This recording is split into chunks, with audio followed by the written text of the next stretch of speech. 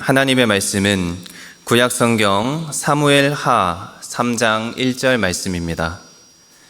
구약성경 사무엘하 3장 1절 말씀입니다. 제가 보는 성경으로 구약 466쪽입니다.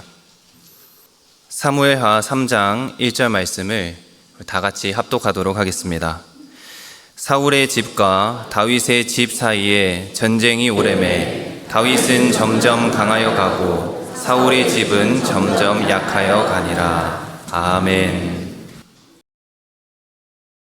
오늘은 사무엘하 1장에서 3장까지 말씀을 통독하며 점점 강해지는 집, 약해지는 집이라는 제목으로 함께 하나님 말씀의 은혜를 나누겠습니다. 우리가 지난 시간까지 통독했던 책인 사무엘상은 이스라엘의 역사가 사사시대에서 왕정시대로 넘어가는 전환기의 역사를 다루고 있었습니다. 왕을 요구하던 이스라엘의 요청에 하나님께서는 결국 왕을 허락하시고 하나님의 뜻에 맞는 왕을 세우시며 새로운 시대를 열어가셨습니다. 그 과정 속에 등장한 인물이 사무엘, 사울, 다윗입니다. 이들은 이스라엘의 왕정 초기 역사를 이해하는 데 매우 중요한 인물들입니다. 하나님께서 사무엘을 통해 처음 기름 부으신 왕은 사울이었습니다.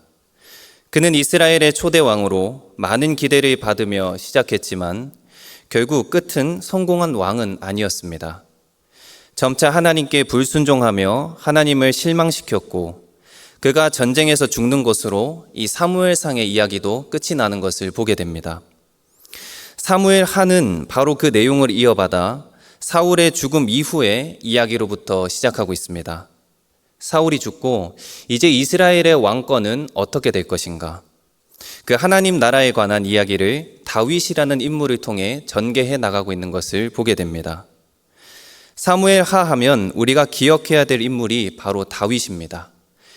이 책은 다윗에 관한 이야기로 하나님께서 다윗이라는 하나님의 사람을 어떻게 세워 나가시는지, 또 그 사람을 통해 어떻게 하나님의 나라를 세워 나가시는지 그 하나님에 관한 이야기를 들려주고 있습니다. 자, 그럼 이제 1장 말씀을 통독하며 그 이야기를 직접 살펴보도록 하겠습니다. 우리 1장입니다. 한 절씩 교독해서 천천히 보겠습니다. 사울이 죽은 후에 다윗이 아말렉 사람을 쳐 죽이고 돌아와 다윗이 시글락에서 이틀을 머물더니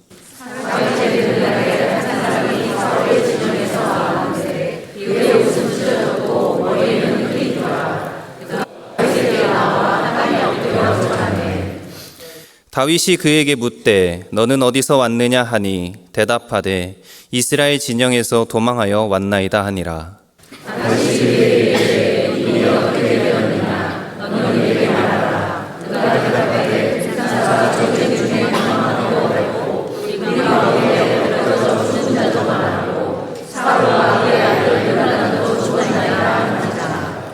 다윗이 자기에게 알리는 청년에게 묻되 사울과 그의 아들 요나단이 죽은 줄을 내가 어떻게 아느냐? 그에게 알린 청년이되 내가 우연히 들과 산에 올라가보니 사울이 자기 창에 뒤로 병거와 기병원들을 그렇게 따르는데 사울이 뒤로 돌아 나를 보고 부르시기로 내가 대답하되 내가 여기 있나이다 한즉 내게 너는 누구냐 하시고 내가 그에게 대답하되 나는 아말렉 사람이냐 또 내게 이르시되 내 목숨이 아직 내게 완전히 있으므로 내가 고통 중에 있나니 청하건대 너는 내 곁에 서서 나를 죽이라 하시기로 그가 엎드려진 살수 없는 줄을 내가 알고 그의 곁에 서서 죽이고 그의 머리에 왕관과 팔에 물을 걸쳐서 내 주께로 가져오나이다.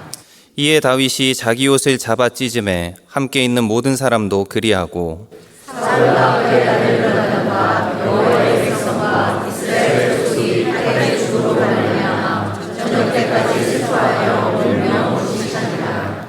다윗이 그 소식을 전한 청년에게 묻되 너는 어디 사람이냐? 대답하되 나는 아말렉 사람 곧 외국인의 아들이니이다 하니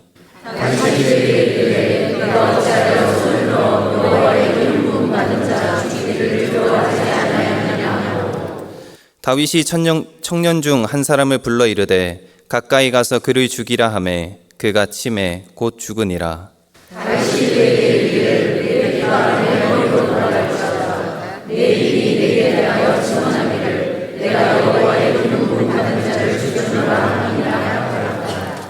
다윗이 이 슬픈 노래로 사울과 그의 아들 요나단을 조상하고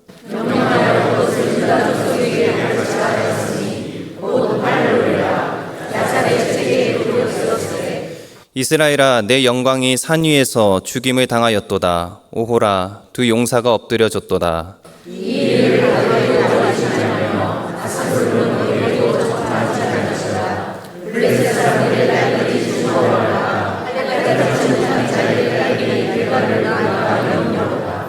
길보아 산들아 너희 위에 이슬과 비가 내리지 아니하며 재물 낼 밭도 없을지어다.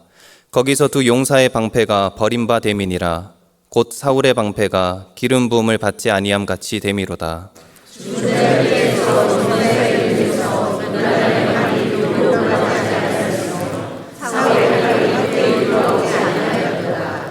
사울과 요나단이 생전에 사랑스럽고 아름다운 자이러니 죽을 때에도 서로 떠나지 아니하였도다. 그들은 독수리보다 빠르고 사자보다 강하였도다.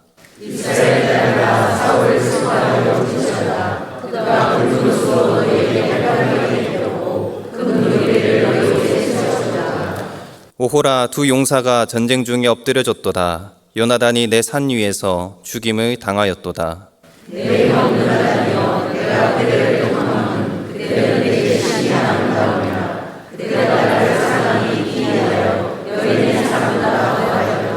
함께 보겠습니다.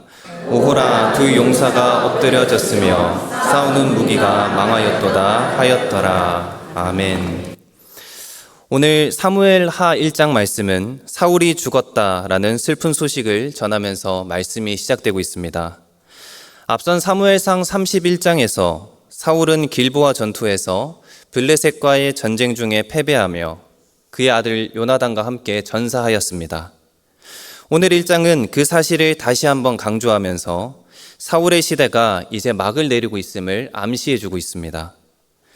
다윗이 시글락성에 머물고 있을 때 한 청년이 그에게 찾아와 사울의 전쟁 소식을 전해주었습니다.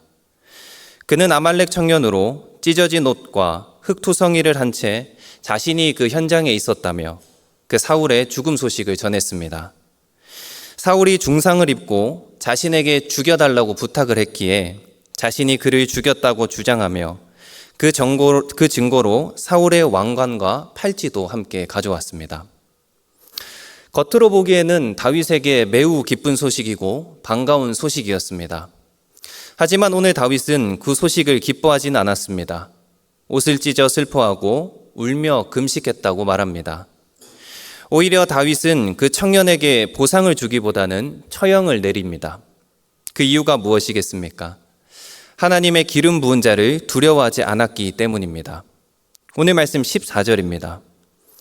다윗이 그에게 이르되 내가 어찌하여 손을 들어 여호와의 기름 부음 받은 자 죽이기를 두려워하지 아니하였느냐 하고, 다윗은 자신의 감정보다 하나님이 세우신 질서와 권위를 더 깊이 생각했던 사람이었습니다.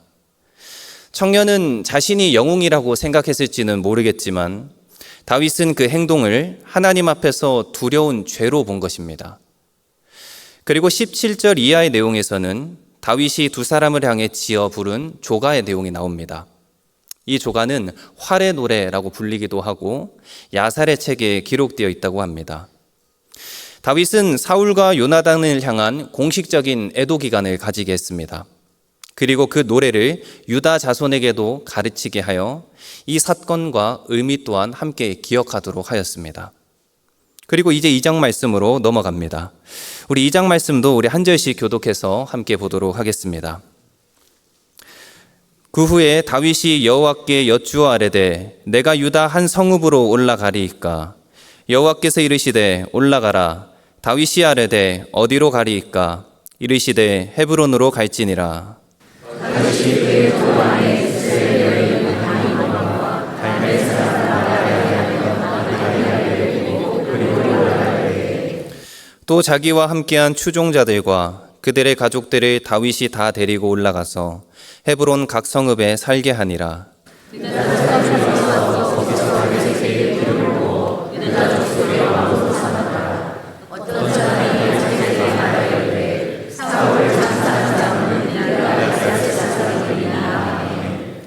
다윗이 길르앗 야베스 사람들에게 전령들을 보내 그들에게 이르되 너희가 너희 주 사울에게 이처럼 은혜를 베풀어 그를 장사하였으니 여호와께 복을 받을지어다. 너희가 이 일을 하였으니 이제 여호와께서 은혜와 진으로 너희에게 베푸시기를 원하고 나도 이 선한 일을 너희에게 베푸리니 이제 너희는 손을 강하게 하고 담대히 할지어다. 너희 주 사울이 죽었고 또 유다 족속이 내게 기름을 부어 그들의 왕으로 삼았음이니라 하니라.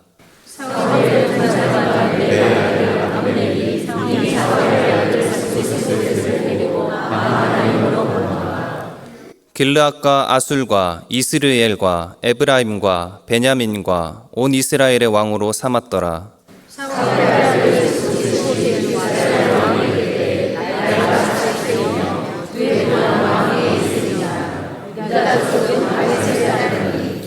다윗이 헤브론에서 유다 족속의 왕이 된 날수는 7년 6개월이더라.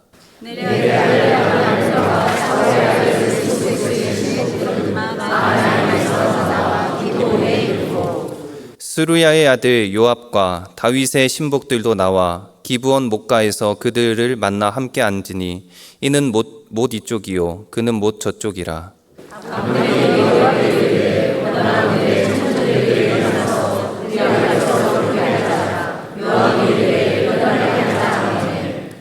그들이 일어나 그 수대로 나아가니 베냐민과 사울의 아들 이스보셋의 편에 12명이요 다윗의 신복 중에 12명이라.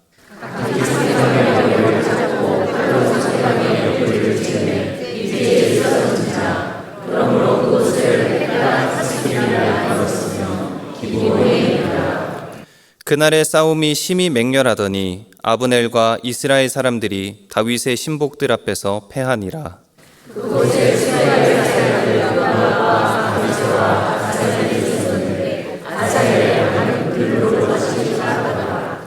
아사엘이 아브넬을 쫓아 달려가되 좌우로 치우치지 않고 아브넬의 뒤를 쫓으니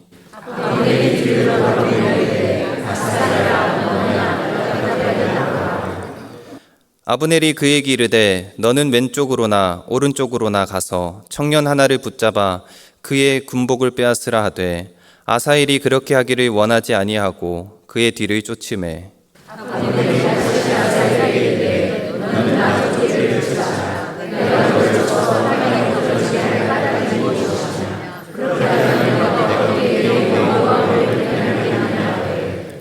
그가 물러가기를 거절하매 아브넬이 창 뒤끝으로 그의 배를 찌르니 창이 그의 등을 꿰뚫고 나간지라. 곧 그곳에 엎드려져 죽음에 아사엘이 엎드려져 죽은 곳에 이르는 자마다 머물러 섰더라.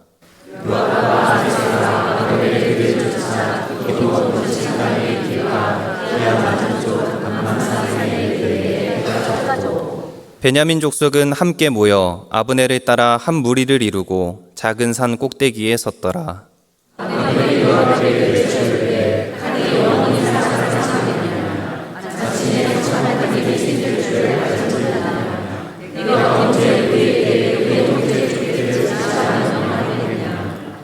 요압이 이르되 하나님이 살아계심을 두고 맹세하노니 내가 말하지 아니하였다면 무리가 아침에 각각 다 돌아갔을 것이요 그의 형제를 쫓지 아니하였으리라 하고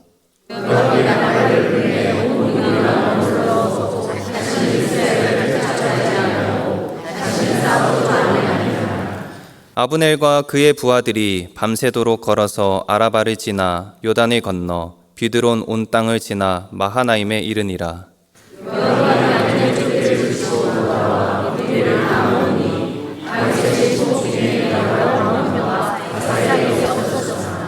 다윗의 신복들이 베냐민과 아브넬에게 속한 자들을 쳐서 360명을 죽였더라. 무리가 아사엘을 들어올려 베들레헴에 있는 그의 조상 묘에 장사하고 요압과 그의 부하들이 밤새도록 걸어서 헤브론에 이른 때에 날이 밝았더라. 아멘.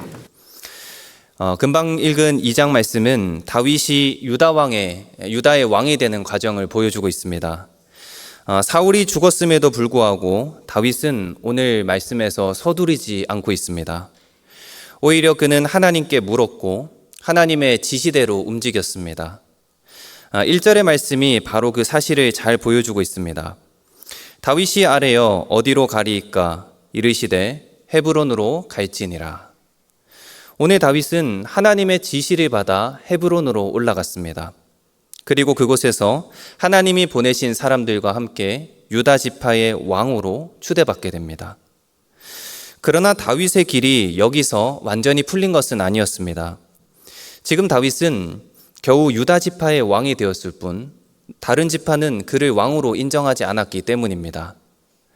8절을 보시면 사울의 군사령관이었던 아브넬이 사울의 아들 이스보셋을 마하나임으로 데려가는 장면이 나옵니다.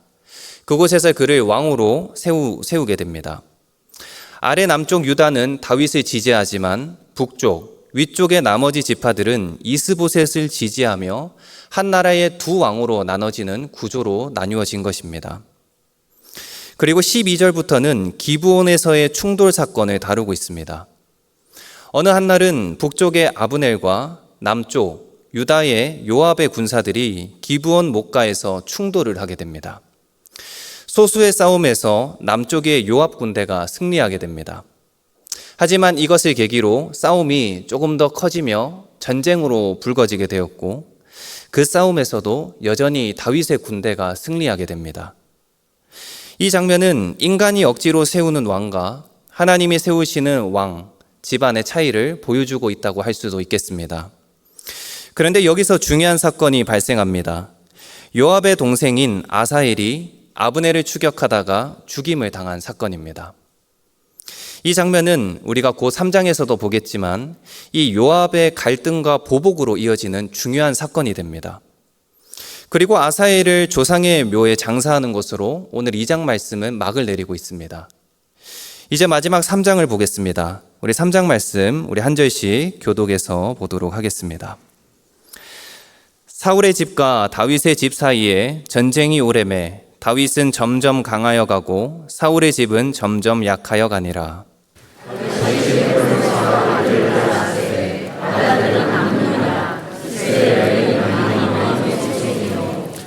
둘째는 길르압이라 갈멜 사람 나발의 아내였던 아비가일의 소생이요 셋째는 압살롬이라 구술왕 달메의 딸 마아가의 아들이요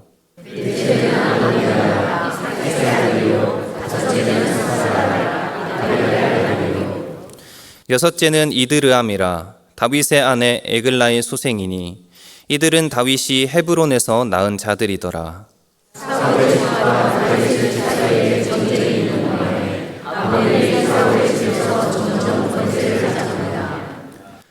사울에게 첩이 있었으니 이름은 리스바요 아야의 딸이더라. 이스보셋이 아브넬에게 이르되 내가 어찌하여 내 아버지의 첩과 통간하였느냐 하니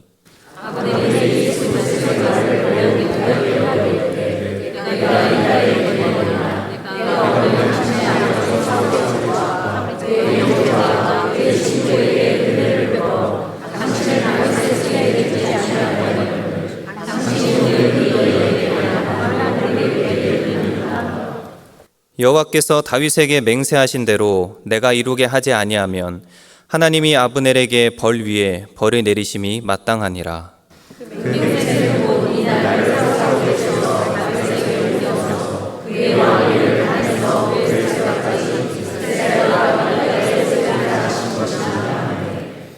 이스보셋이 아브넬을 두려워하여 감히 한마디도 대답하지 못하니라.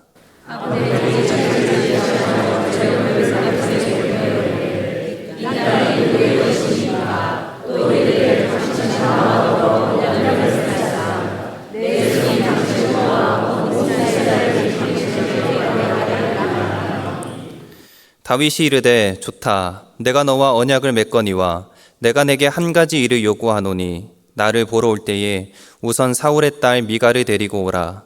그리하지 아니하면 내 얼굴을 보지 못하리라 하고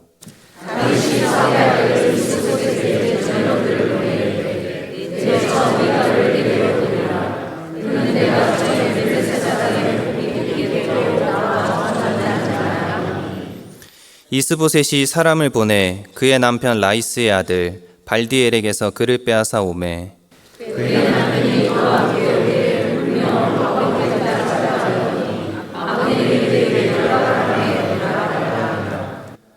아브넬이 이스라엘 장로들에게 말하여 이르되 너희가 여러 번 다윗을 너희의 임금으로 세우기를 구하였으니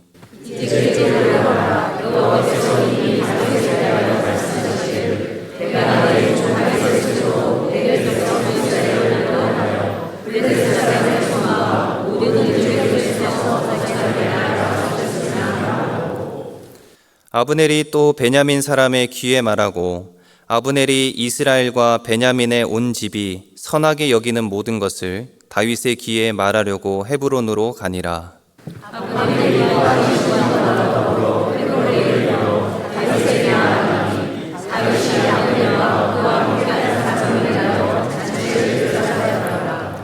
아브넬이 다윗에게 말하되 내가 일어나 가서 온 이스라엘 무리를 내 주 왕의 앞에 모아 더불어 언약을 맺게 하고 마음에 원하시는 대로 모든 것을 다스리시게 하리이다 하니 이에 다윗이 아브넬을 보내매 그가 평안히 가니라.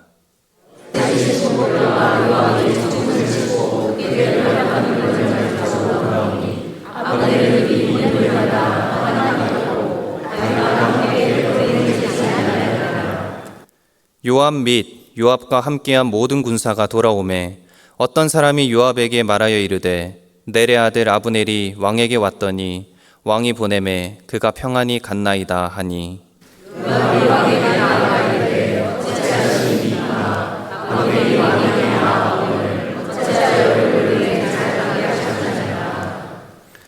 왕도 아시려니와 넬의 아들 아브넬이 온 것은 왕을 속임이라.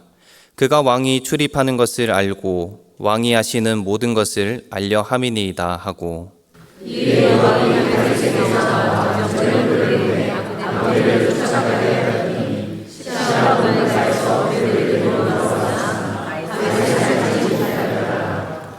아브넬이 헤브론으로 돌아오매 요압이 더불어 조용히 말하려는 듯이 그를 데리고 성문 안으로 들어가 거기서 배를 찔러 죽이니 이는 자기의 동생 아사엘의 피로 말미암음이더라.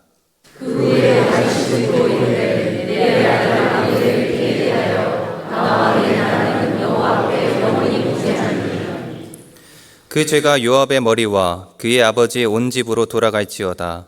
또 요압의 집에서 백탁병자나 나병 환자나 지팡이를 의지하는 자나 칼에 죽는 자나 양식이 떨어진 자가 끊어지지 아니할지로다 하니라.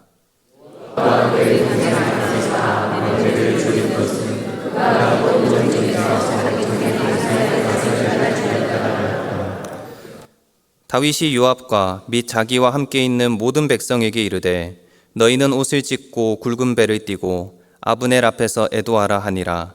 다윗 왕이 상렬을 따라가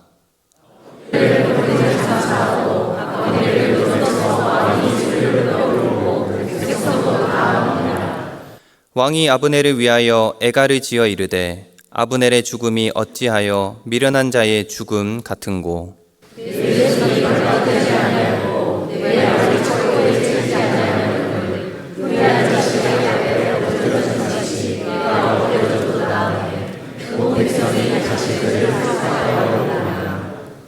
석양의 문 백성이 나와 다윗에게 음식을 권하니 다윗이 맹세하여 이르되 만일 내가 해지기 전에 떡이나 다른 모든 것을 맛보면 하나님이 내게 벌 위에 벌을 내리심이 마땅하니라 하매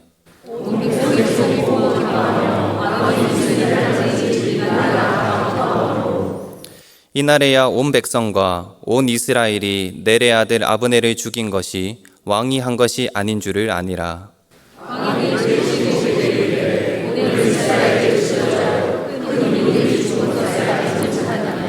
함께 보겠습니다.